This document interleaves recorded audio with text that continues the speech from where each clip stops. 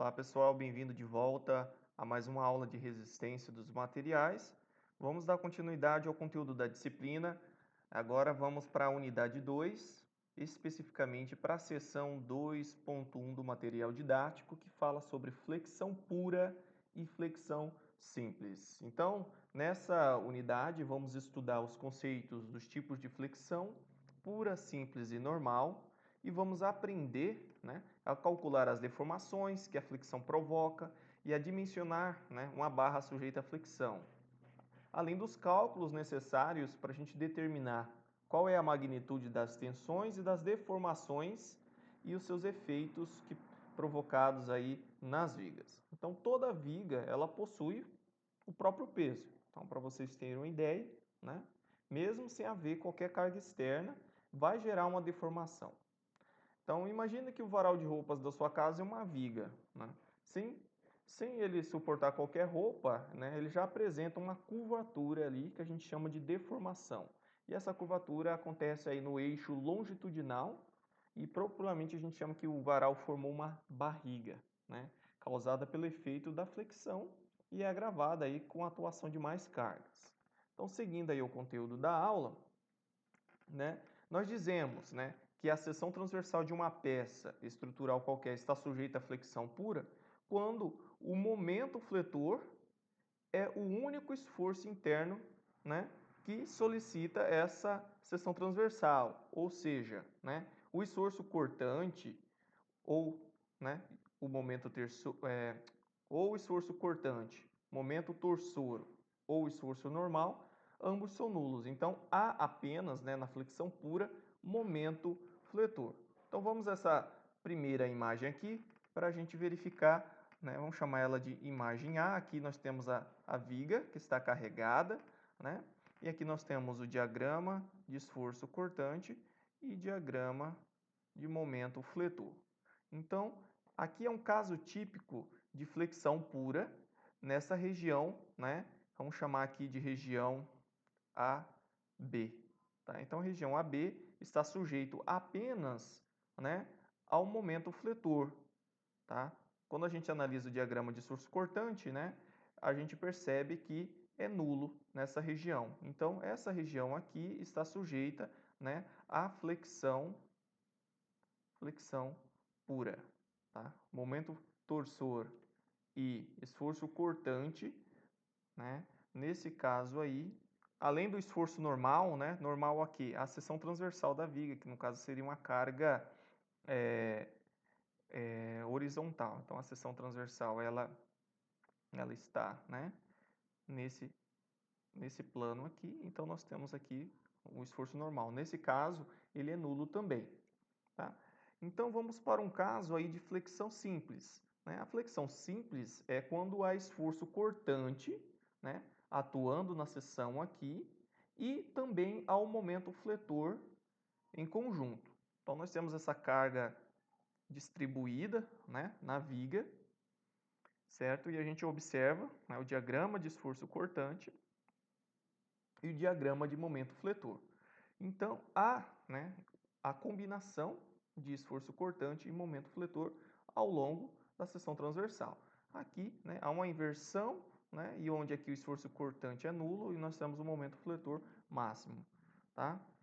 Então, geralmente, as vigas e as lajes estão submetidas ao caso aí da flexão simples. Aí, no caso, onde nós temos... Aqui é um caso de flexão simples, tá, pessoal? É a combinação. Flexão simples. Já no caso aí da flexão composta, a gente tem o esforço normal atuando na seção. A gente vai ver um exemplo aqui de uma situação onde nós temos esforço normal. Nós temos uma carga aplicada aqui em ângulo, nessa viga. Então, ela pode ser decomposta, numa componente normal aqui. Então, a situação composta é quando nós temos, esforço normal atuando na seção. Ok? Então, esse aqui é um tipo de carregamento composto e, geralmente, são submetidos à flexão composta os pilares. Tá? Então, pilares geralmente têm esse carregamento composto. Tá? Então, vamos continuar aqui ao conteúdo da disciplina. Nós vamos tratar da flexão pura inicialmente. Então, nessa figura aqui, nós temos uma condição, né, onde uma peça estrutural em equilíbrio é apresentada, tá, em A. Ela foi sujeita a um carregamento composto pelos momentos, que são indicados aqui pela letra M, e estão aplicados nas extremidades A e B, né? E a gente fez um corte, né, nessa peça em um ponto C qualquer, nesse plano que a gente chama de plano π, né, que ele é paralelo à área da seção transversal da viga e perpendicular ao eixo da peça, né? Então, nós temos duas partes resultantes desse corte, né? Aqui indicado por essa figura, né? Nós temos a parte indicada aqui AC e CB, ok? Então, vamos verificar que, aplicando em qualquer dessas partes a condição de equilíbrio, ou seja, o momento nessa região de corte C, ele é igual, né, ao momento M resultante aqui da carga, né, do carregamento composto. Então, a gente tem que notar que na seção transversal C não vai haver esforço cortante atuando, né, pois não temos nenhuma força vertical aqui. Então, vamos começar aqui que o momento em C é igual ao momento M, né, e que a somatória dos momentos em C é igual a zero. Considerando que não há nenhuma força vertical, né, e a condição de equilíbrio diz, né, que a somatória das forças em Y é igual a zero, né, então não há esforço cortante, então o nosso V é igual a zero nessa região aqui. Então, essa situação de força cortante nula caracteriza, né, como a gente já viu, a flexão pura. Então, esse é um carregamento sob flexão pura. Verificando aqui na figura C, né, nós temos que foi feita uma ampliação dessa região de corte aqui, né? Então, nós estamos analisando essa região de corte, né? Então, nós temos a ampliação da parte CB da peça, que está mostrada aqui na região de corte, né, C. Né? O momento fletor, aqui, né, ele resulta, a gente pode fazer essa analogia, né, que o momento fletor atuando aqui na região de corte, ele resulta de um binário de forças atuando nessa seção transversal aqui. Então, esse binário F, tá? Binário, então vai gerar um momento fletor na seção. Agora a gente vai aqui para a figura C, né?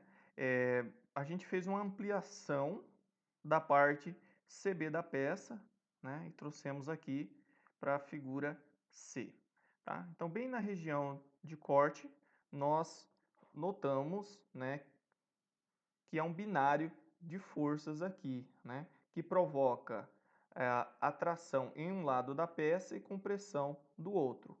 Então, né, o momento fletor MC, aqui, né, ele é formado pelas essas forças aqui, né?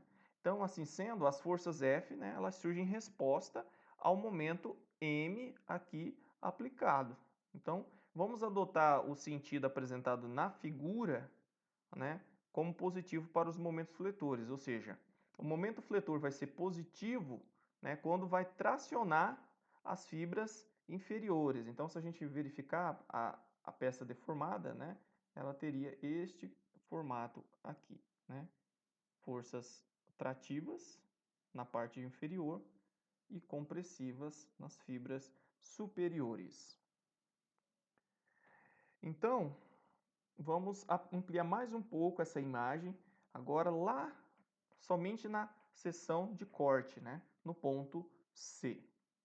A gente faz, né, a adoção aqui dos eixos cartesianos, onde o eixo X aqui ele é paralelo ao eixo longitudinal da peça, o eixo Y aqui é o eixo vertical e o eixo Z né, ao nosso terceiro eixo.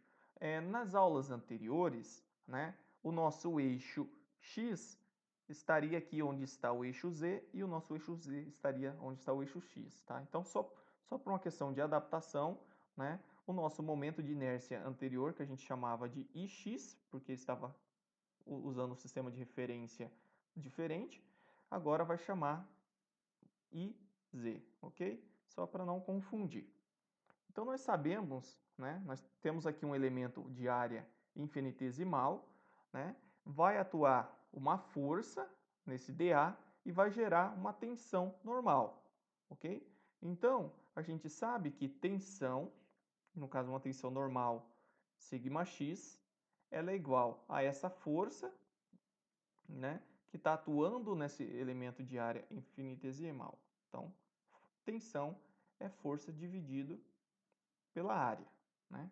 Então, nós temos que a tensão σx, ela também pode ser entendida, né, como resultado da atuação do momento fletor na seção, né? Então, como nós estamos analisando aqui essa fibra, né, a gente pode verificar que a força F seria essas forças que estão representadas aqui, ok? Então, vamos aplicar as condições de equilíbrio, né, em qualquer parte dessa viga, né? Nós temos vários elementos infinitesimais dA, né? Então, vamos fazer a somatória das forças em x, né, para a condição de equilíbrio. Essa somatória das forças tem que ser igual a zero, né? E nós sabemos que a nossa força pode ser obtida como F é igual a sigma x vezes dA. Então, vamos fazer a somatória agora usando aqui para qualquer parte da viga. Então, vamos substituir o símbolo de somatória para a sua componente na formulação integral. Então, vai ficar a força é sigma x vezes dA é igual a zero. Agora, para a somatória dos momentos, agora o momento vai ser em relação a z, né? Então, a somatória dos momentos em z tem que ser igual a zero. Fazendo os cálculos, nós temos o momento m positivo, né? Mais, né? Aqui nós temos a força F, né? Aplicada a essa distância que a gente vai chamar aqui. Nós temos uma força F, que é aplicada nesse elemento infinitesimal, e essa força, né, ela está a uma distância y do nosso eixo de referência, que é o eixo z. Vou apagar aqui para a gente verificar usando a caneta, né? Então, nós temos a força F, anteriormente verificada. Então, nós temos a força F vezes a distância y, tá? Então, nós vamos ter que a nossa força F a gente definiu como sendo a integral de sigma x vezes dA. Tá? Aqui nós temos, né, o nosso eixo de referência. Para cima é positivo e para baixo é negativo. Então, o nosso y está abaixo do nosso centroide da peça. Então, o nosso sistema de coordenadas, o y é negativo. Então, vezes a distância menos y é igual a zero. Então, nós podemos, né, passar o m para o outro lado.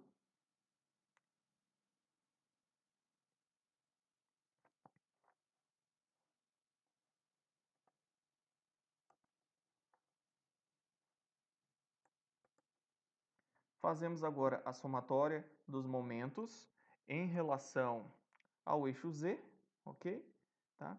E vamos seguindo. Então, a somatória, vamos aqui usar a caneta. Então, a somatória dos momentos em relação a z para a condição de equilíbrio tem que ser igual a zero. Então, nós temos esse momento m mais, né, o momento causado pela força F que é aplicada, né, nesse elemento infinitesimal da seção. Então, vai ficar, né, F é igual a sigma x vezes dA, né, a integral aqui para toda a seção, mais sigma x vezes dA, vezes a distância em relação ao eixo, que no caso aqui é y, tá? Então, vezes y é igual a zero. Vamos passar essa expressão para o outro lado, vai ficar m é igual a integral, vamos colocar menos, né? Menos y vezes sigma x vezes dA, tá? Vamos continuar agora a fazer o cálculo dos momentos agora em relação ao eixo y. Então, vou limpar a parte aqui de cima, ok? Para a gente obter a expressão dos momentos.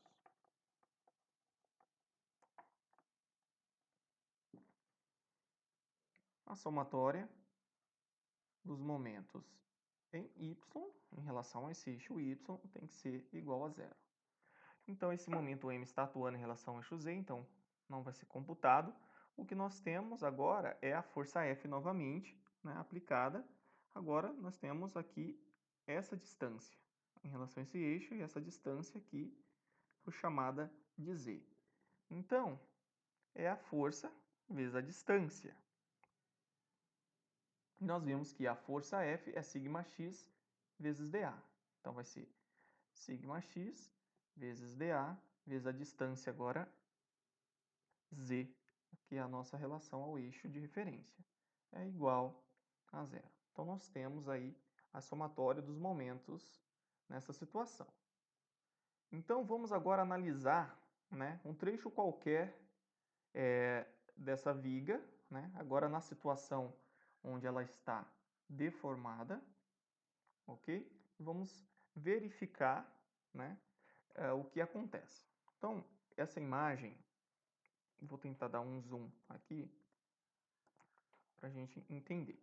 Então, aqui nós temos a viga, né, que está representada aqui de forma tracejada a sua condição inicial, indeformada, tá? L, ela tem um comprimento L, né, que está nessa posição até essa, ok? E nós vamos ter, né, na condição deformada, essa linha superior aqui, A tracinho, B tracinho. Então, aqui é a condição deformada, tá? Então, nós temos na face superior essa linha aqui, A', B', ok? E a gente observa, né, que da condição inicial, indeformada, a partir do momento que há a deformação, esse comprimento dessa linha, né, haverá uma redução, né, desse comprimento nessa face.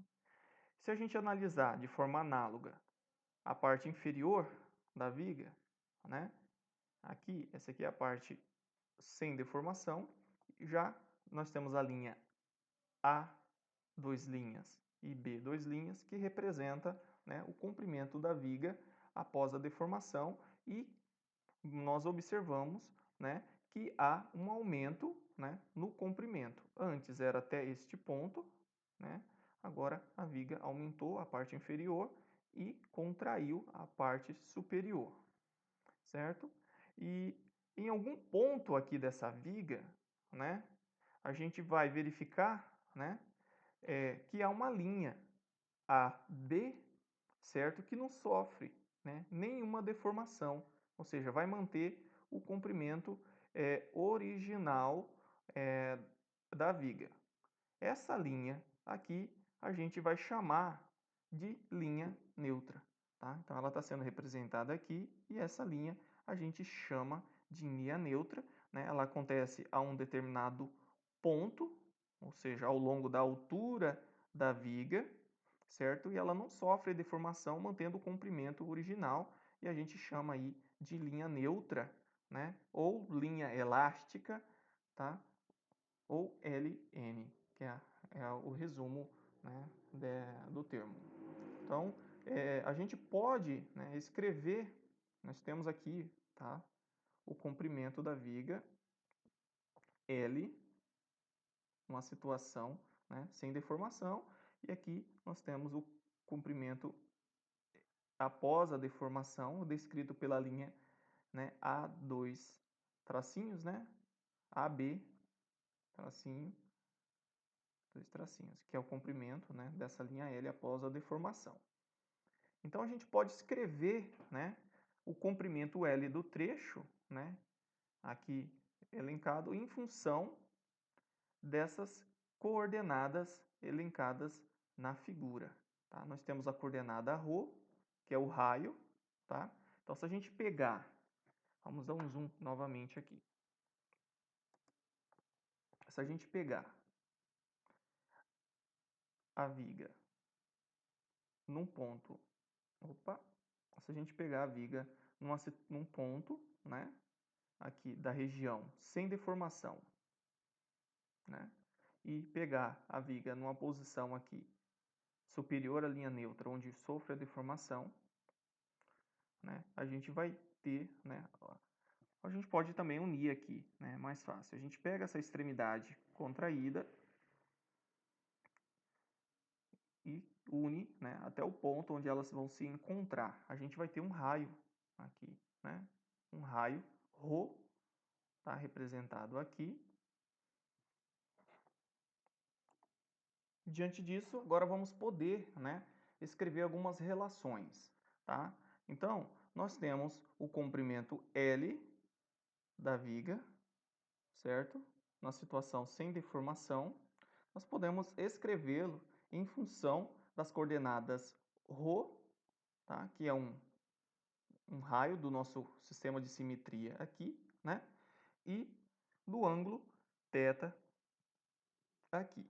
Então, né, a gente pode analisar como se fosse um triângulo, né? E esse comprimento L é igual, né, a esse lado, né, do nosso triângulo vezes, né, o seno desse ângulo. Então, L é igual a ρ seno de θ. Para pequenos ângulos, né, então o seno de θ para pequenos ângulos vai ser igual ao próprio θ, tá? Isso em radianos. Então, a gente pode reescrever que L é igual a ρ vezes θ. Então, a gente agora vai fazer uma nova análise.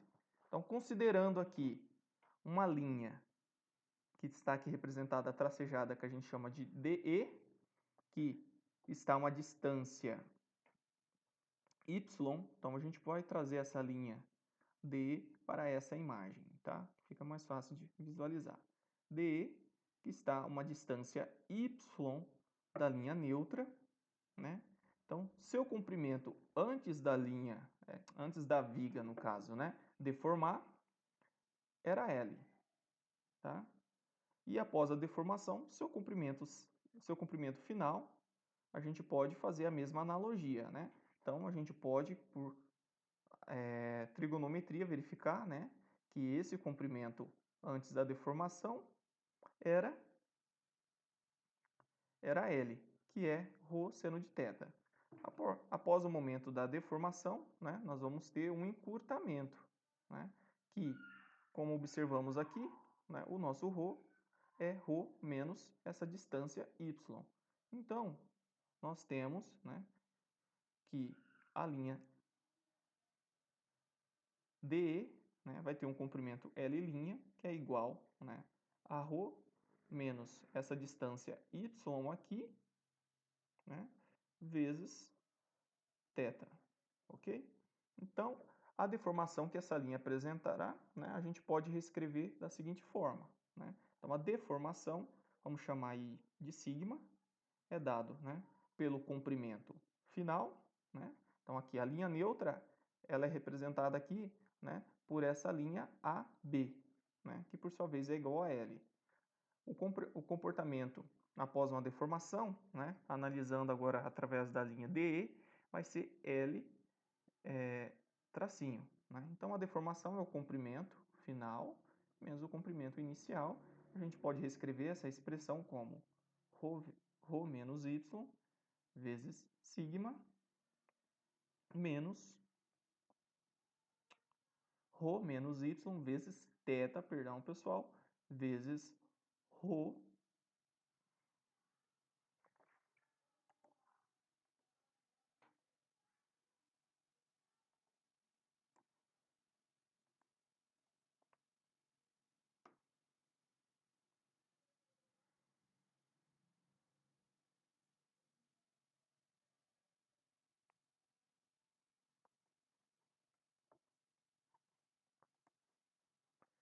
Então, vamos substituir os termos, né?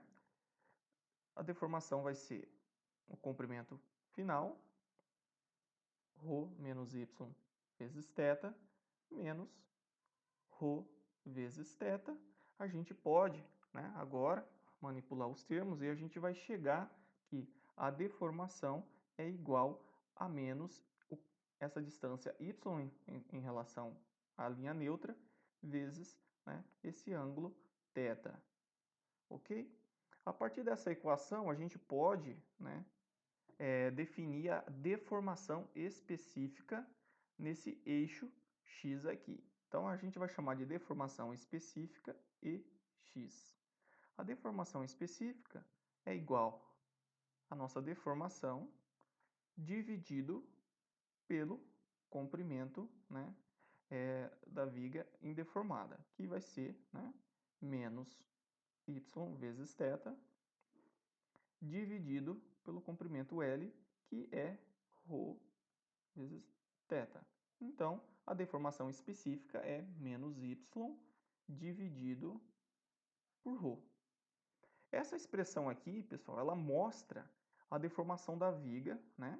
E que ela varia, né, linearmente com a distância y aqui, que é a distância em relação à linha neutra, né?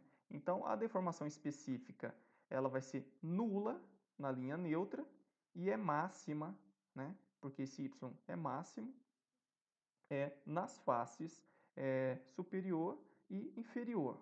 A gente vai chamar, né, de y igual a c para o comprimento, né, da linha neutra até a face superior e d para o comprimento, né, da linha neutra até a face inferior da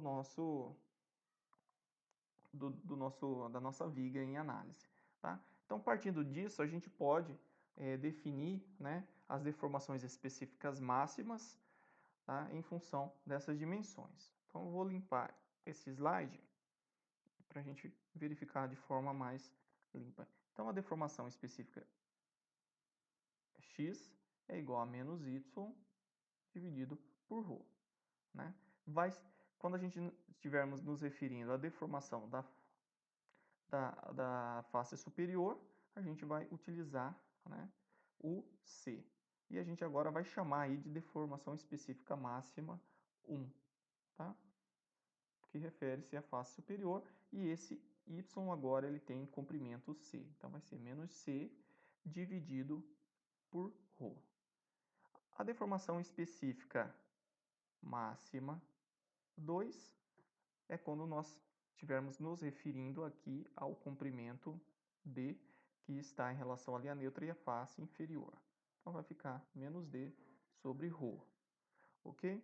Então, a gente tem que entender que o sinal negativo aqui, né, ele indica uma diminuição no comprimento, tá? Conforme a gente verificou na, na imagem anterior, certo? Aqui, né, nós temos um D que vai ser negativo, tá? Porque nós estamos utilizando o nosso sistema de coordenadas, né? Y para baixo negativo, né? E o nosso D vai ser uma coordenada negativa, então vai resultar numa deformação positiva, né? Ou seja, vai haver um aumento no comprimento, né? Que foi explicado também na figura anterior, porque a força F aplicada ela vai tracionar essa parte inferior da seção transversal. Seguindo na nossa análise, né, nós temos aqui a representação, né?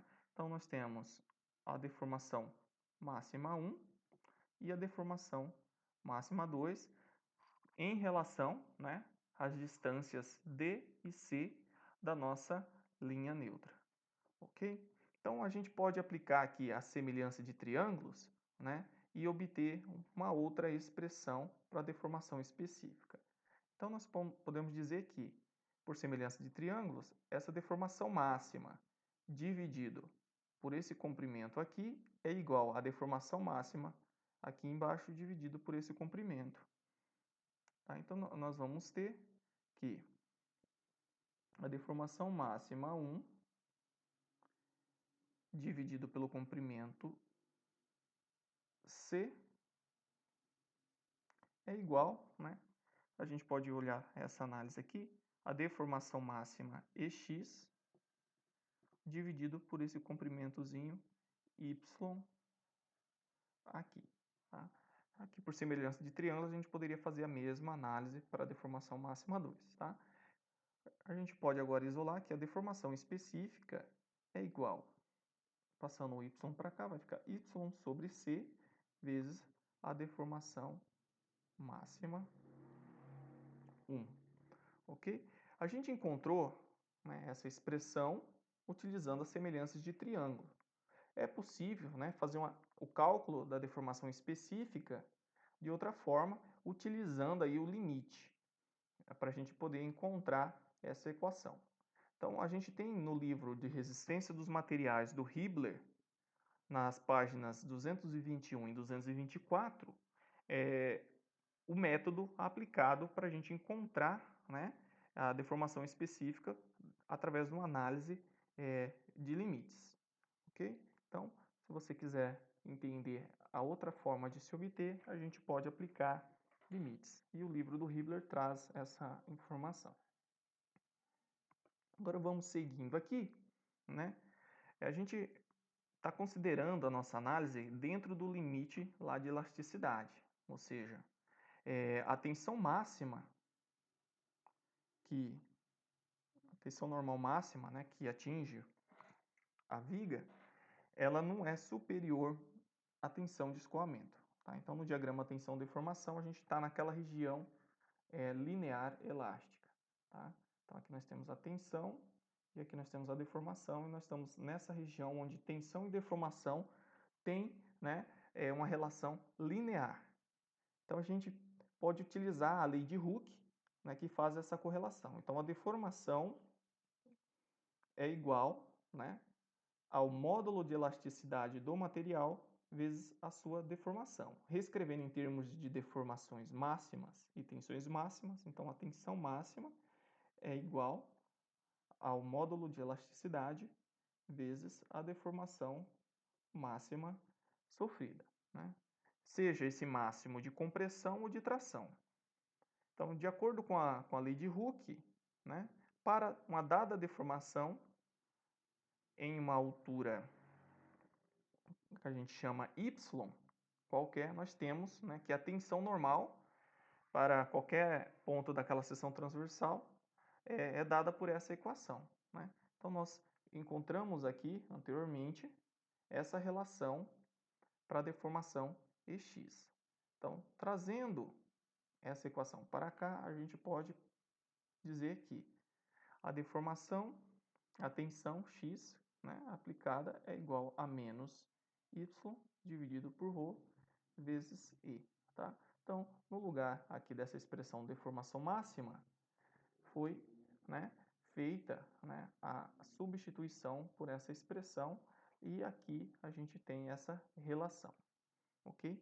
Essa equação aqui ela nos mostra, né, que há uma variação linear da tensão normal, né, com a altura do ponto na seção transversal, né? Além disso, ela vai caracterizar, né, que a gente vai falar a respeito da hipótese de Bernoulli, né? Então, além disso, né, ela caracteriza, né, que através da hipótese de Bernoulli, a gente vai desprezar as deformações provocadas pelo esforço cortante. Então, a gente está tratando agora da hipótese de Bernoulli, né, tensão normal e deformação longitudinal na flexão. Então, a equação aqui ela mostra a variação linear com a variação linear da tensão normal com a altura do ponto na seção transversal e caracteriza também a hipótese de Bernoulli, que despreza, né, as deformações provocadas pelo esforço cortante. Então, essa hipótese ela não pode ser utilizada para pontos, né, de aplicação de carga. Então, nós temos que fazer essa análise. Tá? Então, por exemplo, nos pontos de aplicação de cargas concentradas ou em pontos onde há uma modificação de geometria na seção transversal. Porque nesses locais, né, a variação das deformações elas não ocorrem, né, de modo linear. Ok? Então, a gente vai fazer de modo semelhante ao que nós fizemos para as deformações, a gente vai usar a semelhança de triângulos e para estabelecer aí uma relação entre as deformações, né, como vimos, agora em termos das tensões. Então, a gente tem aqui, né, essa imagem, então a gente pode dizer que a tensão máxima, 1 aqui, dividido por esta dimensão C, é igual, né, essa tensão normal x qualquer aqui, dividido por essa dimensão aqui. Então, nós temos essa expressão. A gente agora isola, né, a tensão normal x qualquer, passa isso aqui para cá, vezes a tensão normal máxima, 1 aqui. Então, a gente pode ainda manipular mais um pouquinho essa expressão. A gente sabe que força é igual, né, daquela expressão anterior, sigma x vezes dA, que é igual a zero. No lugar de sigma x, a gente pode utilizar essa expressão aqui. Tá? Então, vai ficar y sobre c, sigma máximo, 1 vezes dA, que é igual a zero. A gente pode jogar esse termo para fora da integral. Eu vou apagar aqui essa imagem aqui. Então, podemos dar continuidade aqui. Então, se a gente pegar esse termo, tensão máxima, e o C, que são constantes, né? A gente pode tirar da integral, vai ficar sigma máximo 1 dividido por C é igual a, né, multiplicado, na verdade, pela integral de y dA, que é igual a zero. Ok? A gente considera, né, que a tensão normal máxima devido à flexão e C, né, que é essa a dimensão entre a linha neutra e a extremidade superior da viga, eles são diferentes de zero, né? Então, para que a gente atenda essa equação, o único termo aqui que pode definir a condição de equilíbrio para a viga é se y, a integral de y vezes dA por zero, certo? Então, é necessário isso. Se vocês recordarem lá da seção 1 da unidade 1, né, essa integral aqui, ela representa o momento estático de um ponto na seção transversal, certo? Ela indica, né, que a flexão, né, que na flexão pura, a linha neutra ela deve passar pelo centroide da seção, pois é que nesse ponto aqui, na seção transversal, é que vai possuir o momento estático nulo. A gente pode ainda fazer mais algumas alterações, tá? Vamos usar essa parte aqui, né? Se a gente fazer a substituição das equações anteriores já vistas, nós temos, né, que em relação ao momento, que menos y vezes sigma x vezes dA é igual a m, tá? Isso aqui a gente deduziu anterior, fazendo a somatória dos momentos, né? Naquele ponto, a gente vai ter que, no lugar de sigma x, a gente substitui a expressão aqui, né? Então, a gente consegue inferir outras coisas. Então, nós vamos ter aqui menos y vezes y sobre c, sigma máximo, vezes dA é igual a m. Fazendo a multiplicação e tirando essas constantes para fora, então vai ser sigma máximo sobre c. Lembrando que é sigma máximo 1, porque estamos usando a referência c aqui, né? Vai ser, né, multiplicado agora pela integral de menos y ao quadrado vezes dA é igual, né? Vamos passar esse sinal negativo para cá depois, para ficar uma expressão correta. Então, vai ficar menos m é igual a sigma máximo 1 dividido por c, integral de y ao quadrado vezes dA. Ok?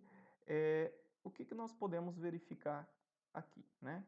Fazendo aquela mesma questão para que o momento nessa seção transversal atenda às condições, né? Nós verificamos o surgimento desse termo aqui, dessa integral, né? Lá na seção 1 da unidade 1, vocês também viram ela aparecer, né? E isso representa o nosso momento de inércia, tá?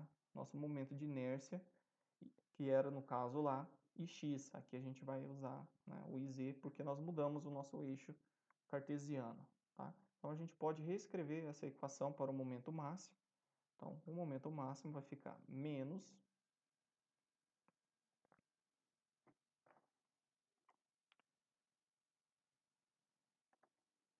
agora a gente pode fazer, né, a substituição desse termo pelo nosso momento de inércia e determinar a nossa tensão máxima em função desses parâmetros.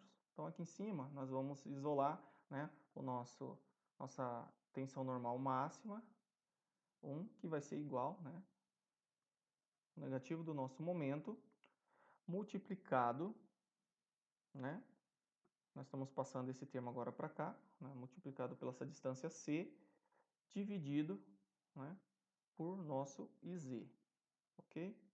Então, essa expressão ela fornece a máxima tensão normal que ocorre na face superior, né, de qualquer seção transversal de uma viga. É importante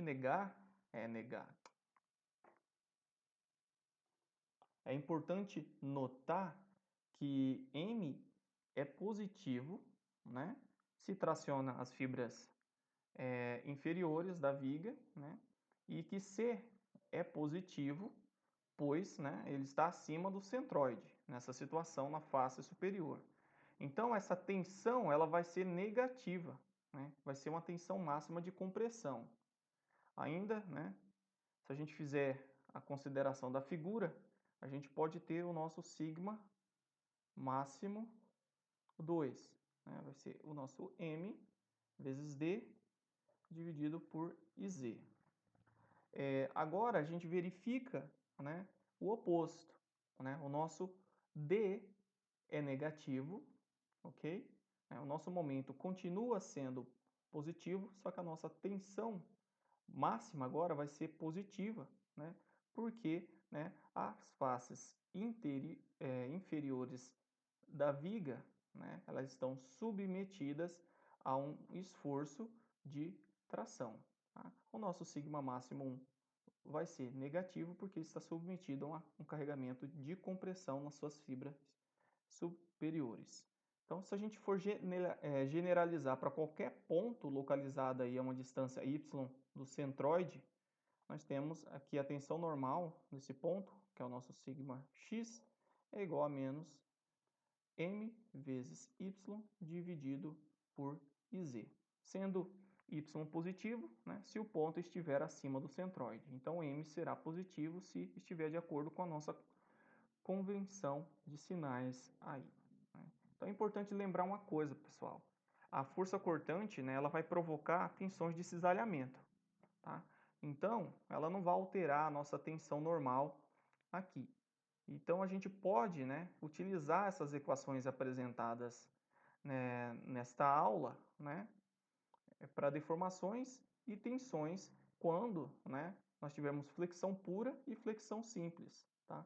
Ou seja, a combinação desses esforços, né, a gente vai ter momento fletor com esforço cortante. Então, se há um carregamento com força cortante, essas equações são válidas porque não vai haver alteração aí na tensão normal. Então, para a gente não ficar só na conversa, vamos a um exercício.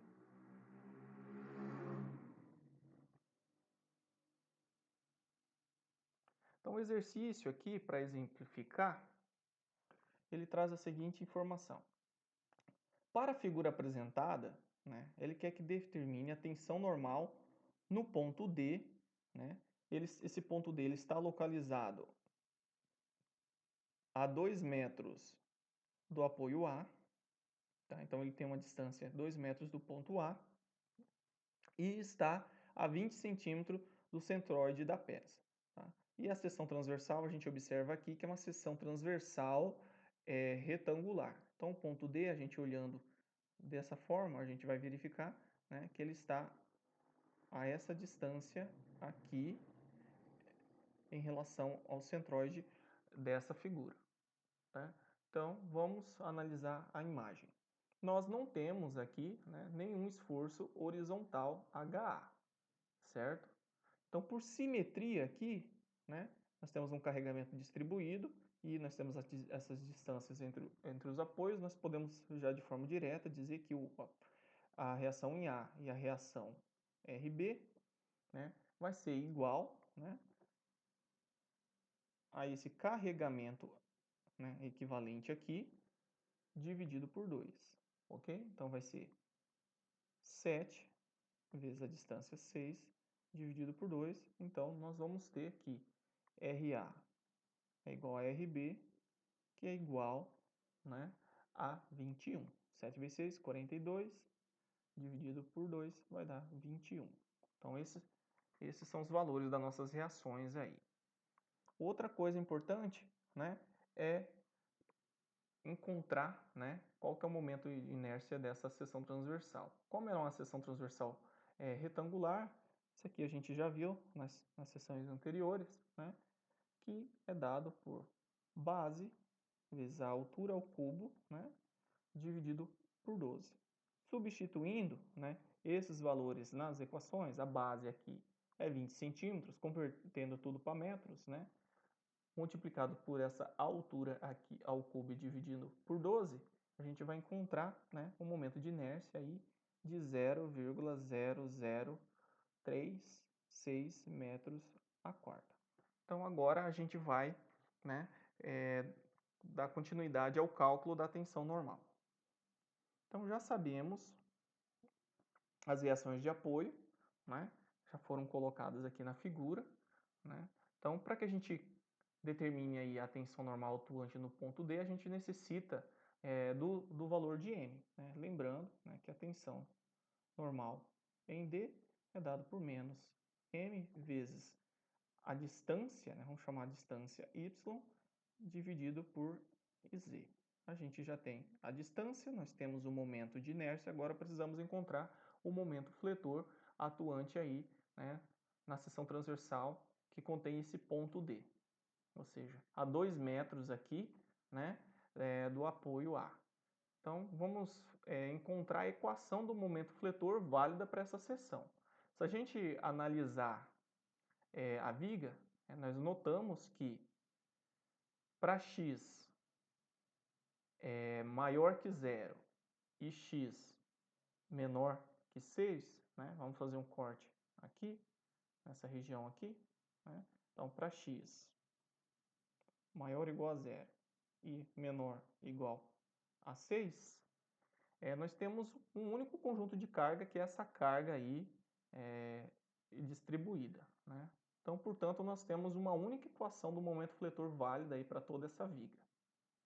Então, se a gente cortar aí um ponto qualquer x, como mostra aqui nessa figura, nós temos que a equação do momento fletor, considerando positivo o momento fletor que vai tracionar as fibras aqui de baixo, né?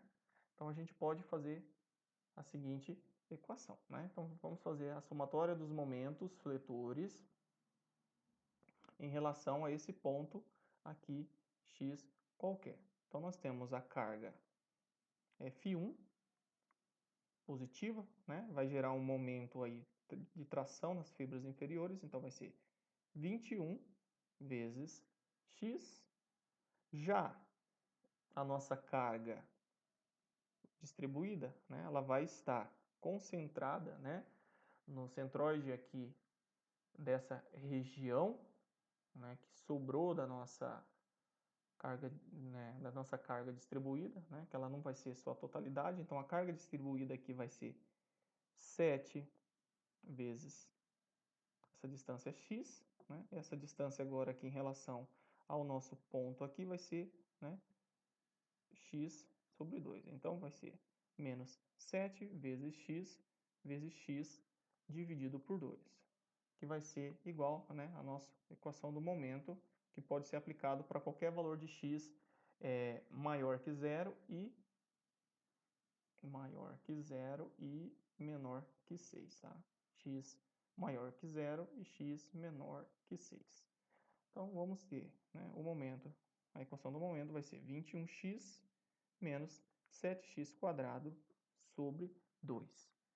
Agora, a gente quer, né, para substituir aqui o momento nessa seção de corte, quando, né, o nosso valor de x for igual a 2. Então, o momento para x igual a 2 vai ser 21 vezes 2 menos 7 vezes 2 ao quadrado dividido por 2. Fazendo esse cálculo, a gente vai chegar no momento nessa seção de corte de 28 kN vezes metro. Então, a gente já tem condições para calcular, né, a tensão normal atuante em D. Então, a tensão normal atuante em D é igual a menos m vezes, né, essa distância y em relação ao centroide da peça dividido pelo momento de inércia z. Então, vai ficar menos, né, o valor de m encontrado foi 28 kN, 28 vezes 10 ao cubo, converter para newtons, vezes a distância aqui y, que é 20 centímetros ou 0,2 metros, dividido pelo nosso momento de inércia, 0,036, que vai ser igual a menos 15, vai dar aí em torno de, vai dar um número bem grande, né? Então, a gente divide aí, converte isso para dividir por 1 milhão, vai dar em torno de 1 menos 1,56 MPa, ou seja, condiz, né, com a nossa convenção, né, e com o carregamento. D, né, ele está acima, né, da nossa linha neutra, né, então as fibras tendem a estar, né, sendo comprimidas. Então a nossa tensão normal é de compressão. Então o exercício ele atende o nosso especificado. Agora, pessoal, vamos ao nosso exercício avaliativo. Ok? Nós vamos ao nosso exercício avaliativo e ele, né, deve ser enviado até a data 20 do 4. Tá? Então, esse aqui é o exercício avaliativo. Esse aqui é um exercício de exemplo. Tá? Esse exercício de exemplo eu vou deixar a resolução comentada no AVA para vocês, ok? Então, vou dar um tempo para vocês tentarem fazer, aí vou deixar esse exercício como resolução comentada. Então, tentem fazer, tá? E depois acompanhe a resolução comentada. Então, vamos ao exercício relativo ao conteúdo da aula de hoje. Tá? Então, aqui nós temos que na flexão pura e na flexão simples, a deformação específica longitudinal da viga, né, varia linearmente com a distância, né, da linha neutra, que é nula nessa região aqui, né, e é máxima nas faces superior e inferior. Né, quando y for igual a c, né, quando nós estamos falando da face superior, e y igual a d para a face inferior, então, respectivamente. Então, considere que em uma viga atue na face superior uma tensão máxima de compressão igual a menos 25 MPa. O material da viga apresenta um módulo de elasticidade longitudinal igual a 160 GPa. E sabendo que a altura da seção transversal dessa viga é 50 centímetros e que o centroide dessa seção transversal, localizado a 32 centímetros da base, né? Vamos ler novamente. Sabendo que a altura da seção transversal dessa viga é 50 centímetros e que o centroide dessa seção transversal está localizado a 32 centímetros da base, determine a máxima deformação específica longitudinal de tração que ocorre na face inferior. Então, este é o exercício. Vocês vão enviar via link, tá? Que vai estar na seção 2.1 até o dia 20 do 4, ok? Então, nos vemos na próxima aula. Faça esses exercícios. Se tiver dúvida, encaminhe mensagens para mim lá no portal. Bons estudos e até breve.